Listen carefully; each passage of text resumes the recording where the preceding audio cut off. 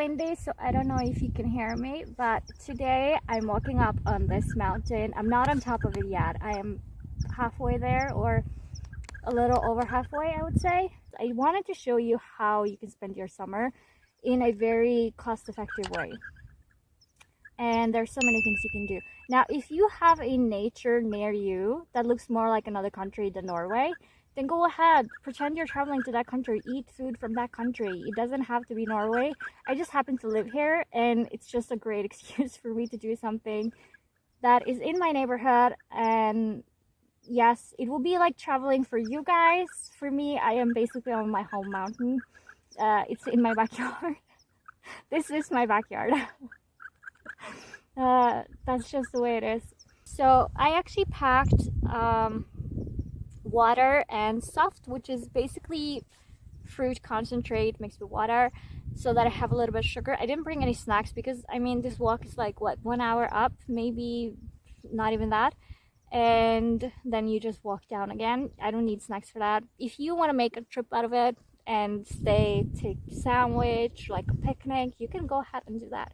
You can definitely do a style of that. Norwegians love sandwiches, if you didn't know. Just put some bologna and cheese, and you have Norwegian turmat, which is what we call it. It's basically, when we go hiking, it's that type of food. It's just bread, butter, bologna, and cheese. You can eat that, or you can just bring Kit Kat. If that's in your country, we use Quick Lunch, which tastes so much better. But you can do things like that and call it a Norwegian trip.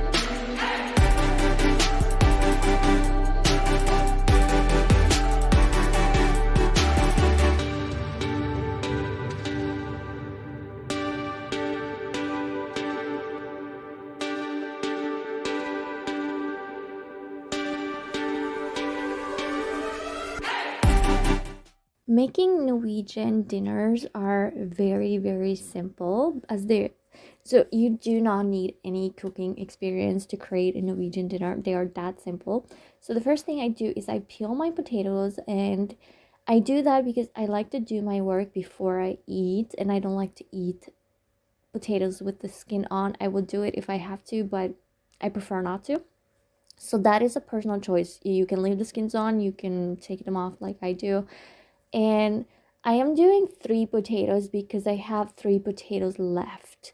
You do not need more than 2 at most, because this is a quite full dinner. As you can see later, you will see how big my plate gets. And I just didn't want to have just 1 potato left in the fridge. Personal choice there that I made. And you put the potatoes up to boil until they are so soft that you can put a knife through them, but not so soft that they fall apart. that's something you have to, when I say put a knife in them, I mean without resistance. If it's resisting, then it's not done yet. And I put some salt in with the potatoes because I prefer to boil my potatoes that way. So when I put them on, I add some salt, put them on, and when it starts boiling, I tilt the lid just so that it doesn't boil over. And that is what you will see me doing in this video.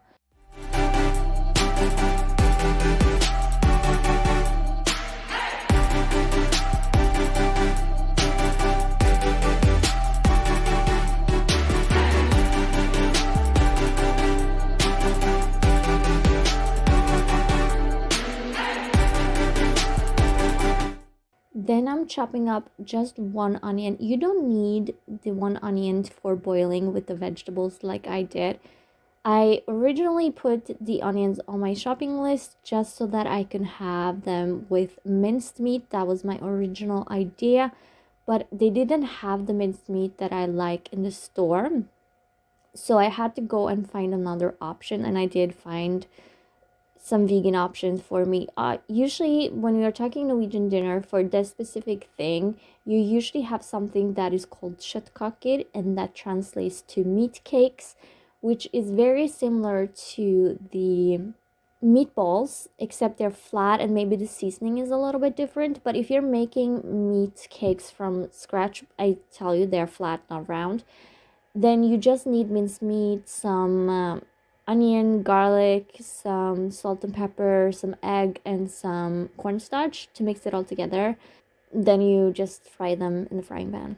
But like I said, as a vegan, you don't have a lot of options. But in Norway, you can buy the already done meat cakes. You can also, if you live in another country, if you have meatballs, just use meatballs. It's very similar in taste, so you can get away with using that.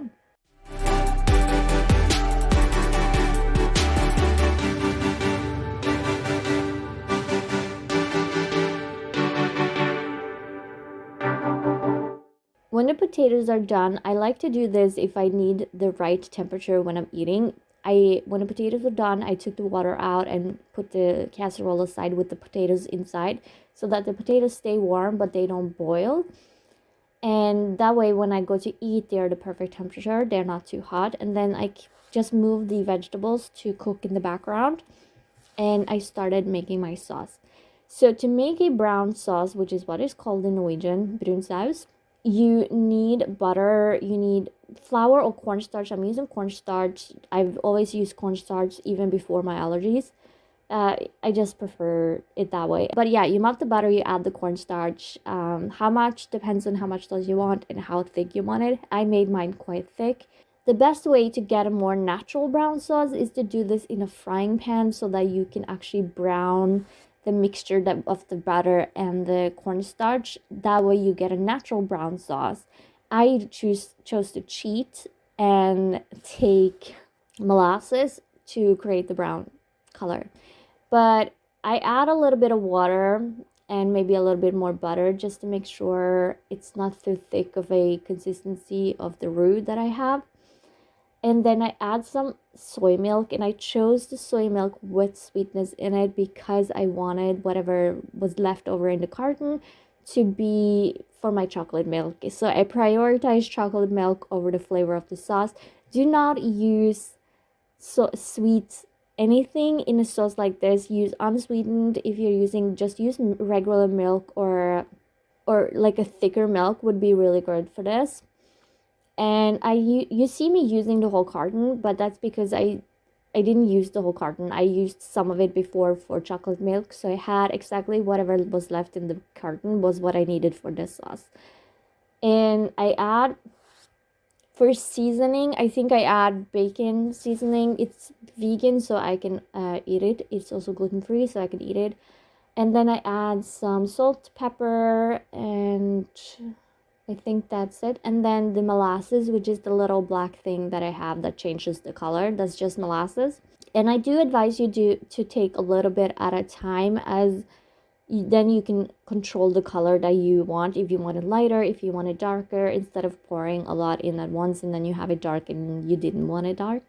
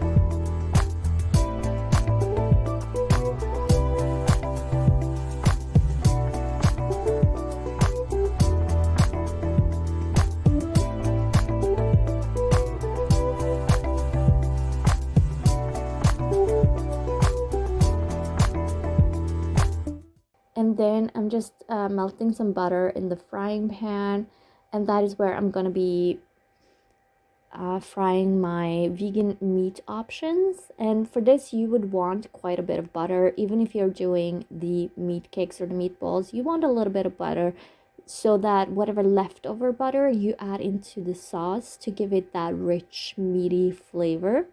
The option that I chose is also gluten-free. I don't remember the name of it, but it's like a little vegan fillet type of thing.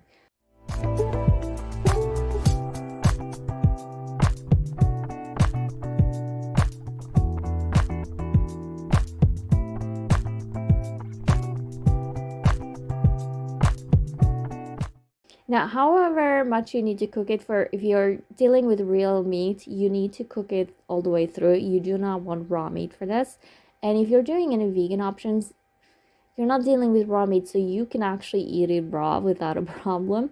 But you cook it to however you like it. For me, I like it a little bit scorched on the outside. And just because that adds crispiness, personal preference. So if you want a little bit crispy, you want a little bit scorched.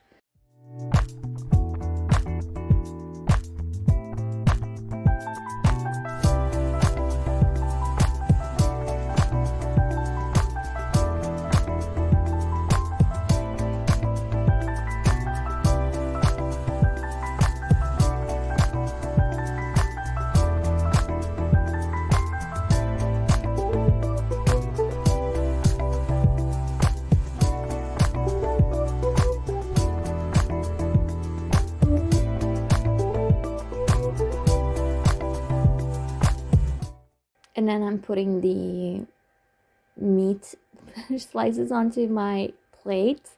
And as you can see, I get some paper, and just because I know that when you're pouring hot butter into your casserole, as you see, I will pour the rest of the butter into the casserole. It will start dripping off the side when you take it away. So paper is nice to have.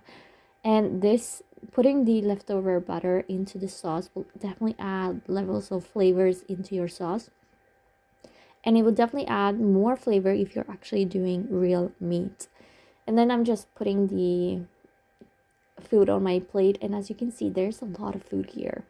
And I did not manage to eat all of it. I did eat quite a lot of it, but not entirely all of it, so I had some for breakfast the next day. Now, the way I make my sauce, I make it a lot thicker than an average Norwegian sauce. Norwegian sauces are quite thin if you go to like a restaurant or something, so keep that in mind. You can create it however thick you want. As you see, mine is quite thick, and that's just because I wanted it to stick to the potatoes and not just run right off of the potatoes. As you can see, it stays on top, which is what I wanted. And then I just put sauce everywhere, but usually in Norway you get the sauce on the potatoes and the meat, and then not on the vegetables, usually. And then you just eat, and it's delicious. That is how easy Norwegian food is. And the only thing that is seasoned is the salt water for the potatoes, and then the sauce itself, and whatever meat cakes you have. And then you maybe add some salt and pepper on the vegetables if you feel like it's not seasoned enough. But Norwegian food, you basically do what you want, because salt and pepper is always on the table, so that you can season it to your preference. That is how considerate Norwegians are.